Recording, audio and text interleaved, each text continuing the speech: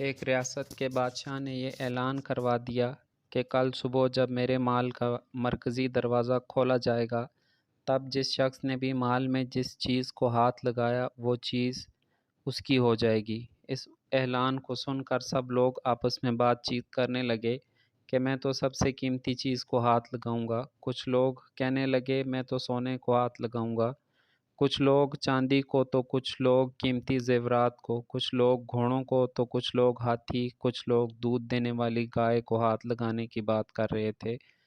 جب صبح محل کا مرکزی دروازہ کھلا اور سب لوگ اپنی اپنی من پسند چیزوں کے لیے دوڑے، سب کو اس بات کی جلدی تھی کہ پہلے میں اپنی من پسند چیزوں کو ہاتھ لگا دوں تاکہ وہ چیز ہمیشہ کے لیے میری ہو جائے۔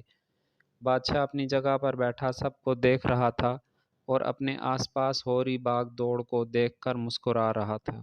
اسی وقت اس بھیڑ میں ایک شخص بادشاہ کی طرف بڑھنے لگا اور آہستہ آہستہ چلتا ہوا بادشاہ کے پاس پہنچ کر اس نے بادشاہ کو چھو لیا۔ بادشاہ کو ہاتھ لگاتے ہی بادشاہ اس کا ہو گیا اور بادشاہ کی ہر چیز بھی اس کی ہو گئی۔